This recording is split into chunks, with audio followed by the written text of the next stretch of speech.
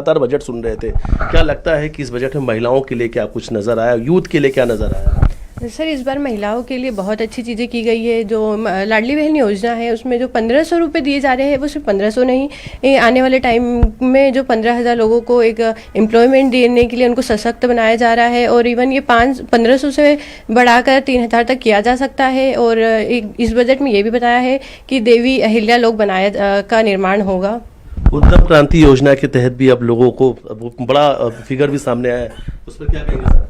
उद्यम क्रांति योजना में 16,551 लोगों को, युवाओं को जो है ये लोन दिया गया है और उम्मीद है कि इससे इस साल में डबल लोगों को यहाँ पर लोन दिया जाएगा और सब्सिडी दी जाएगी ताकि ज़्यादा से ज़्यादा रोजगार उत्पन्न किया जा सके नौकरी दिए बिना। जी राम जी की बात भी नजर आई इसमें। जी हाँ, जी राम जी के अंदर 11,000 करोड़ के आसपास दिया गया है, जो कि सेंट्रल गवर्नमेंट का जो बजट था उसके अंदर जो अलोकेशन मिला है स्टेट गवर्नमेंट को, और स्टेट गवर्नमेंट ने ऐसा कैसा ही पास ऑन कर दिया बढ़ा करके आगे। जी बिल्कुल। और 8वीं तक के बच्चों को तो अब टेट्रा दूध पैकेट जो है वो भी यशोदा पोषण आहार के तहत। सर, ये एक बहुत बेनिफिशियल स्टेप लिया है गवर्नमेंट ने, जिससे एडल्ट्रेशन और जो भी मिलावट हो रही थी दूध में वो तो कम हो जाएगी और ये बहुत ज़्यादा बेनिफिशियल स्टूडेंट्स के लिए। और लगभग ये बजट में हर चीज़ कवर की गई है जहाँ तक कर सकते थे। जैसे खेल में ये 815 करोड़ के गवर्नमेंट दे रही है, तो लगभग हर चीज़ कवर की गई है। बिल्कुल सर, कैसा रहा ये बजट? ये बजट बहुत ही अच्छा रहा है। इसमें बहुत सारे जो सियासत आगे आने वाला सियासत है उसमें भी 13,851 करोड़ का योगदान दिया है। उसके बाद अपने स्वच्छ भारत मिशन है उसमें भी 400 करोड़ का दिया है। बहुत अच्छा रहा है, बेनिफिशियल रहा बजट। कैसा रहा ओवरऑल ये बजट, क्या मानते हैं आप? बहुत बढ़िया रहा।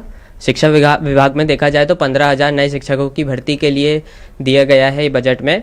तो ये आगे प्रदेश को एजुकेशन में आगे ले जाने के लिए बहुत बढ़िया रहेगा। 15,000 नए शिक्षकों की भर्ती होने वाली है जी इस बजट में। इस बजट से क्या लगता है आपकी उम्मीदें कितनी पूरी हुई, कितना खरा उतरा ये बजट? सर, ये तो मुझे बहुत पसंद आया क्योंकि इस बार एआई इंडस्ट्री में बहुत ज़्यादा एम्फसाइज किया है, जो कि एआई, क्योंकि अभी पूरा ज़माना एआई का हो रहा है और कुछ टाइम बाद तो पूरी चीज़ें एआई से चलने वाली हैं। तो एआई में बहुत ध्यान दिया है, तो इसके लिए मैं इसके लिए बहुत अप्रिशिएट करूंगा, सबको अप्रिशिएट करूंगा गवर्नमेंट को कि ये बहुत अच्छा स्टेप लिया है आपने कि एआई में एम्फसाइज किया। सर क्या कहेंगे? सर, एमएसएमई सेक्टर में 10,000 करोड़ का बजट एलोकेशन किया गया है, जो कि एक बहुत बड़ी बात है यहाँ पर।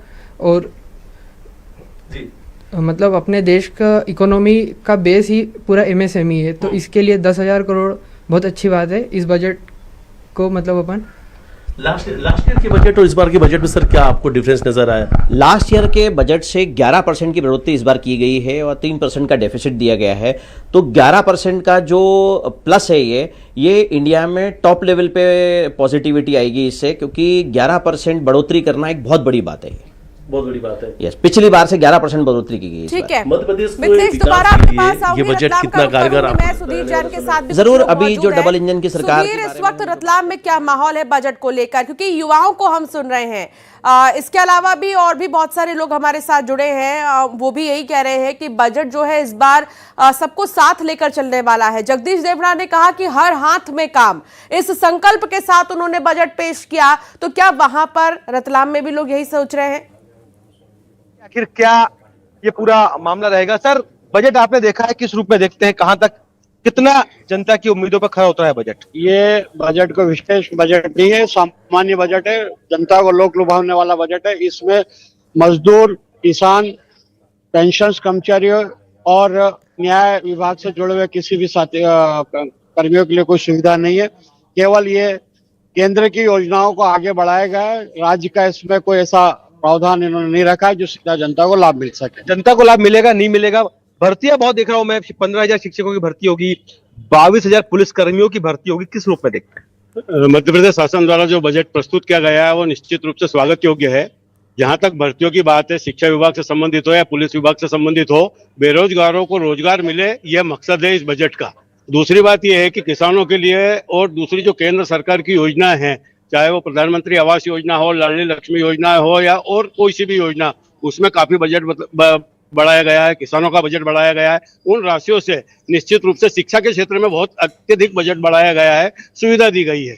किंतु इसके साथ ही एक बात और है जो मध्य प्रदेश शासन को अपने बजट में, ठीक है, जनता, मध्यम वर्गीय, शिक्षा के क्षेत्र में जुड़े छात्रों और किसानों के लिए करना चाहिए। जारी रखिए सुधीर, आप बात करते रहिए। लोगों से और उनकी राय जरूर लीजिए। हितेश वाजपेयी से एक कमेंट लेना चाहूंगी। हितेश जी, मुख्यमंत्री और जगदीश देवड़ा सबके अब धीरे धीरे प्रतिक्रियाएं सामने आ रही हैं। कुल मिलाकर बीजेपी का फोकस इस बार बजट के जरिए जो हमने देखा वो युवाओं को लेकर कुछ बड़े ऐलान किए गए हैं, उनका अच्छा खासा बजट सेट किया है महिलाओं को लेकर, और सबसे बड़ी बात ये जगदीश देवड़ा ने कहा कि एक ही संकल्प है और इसी के साथ मैं बजट पेश कर रहा हूं, हर हाथ में काम। और तो यदि अपन देखें कि सहज सरल जो स्कीम वाइज है वो आप लोग सब प्रस्तुत कर ही रहे हैं, लेकिन इसमें यदि हम पूरे पैरामीटर में यदि देखें तो 2-3 बातें बहुत उल्लेखनीय हैं।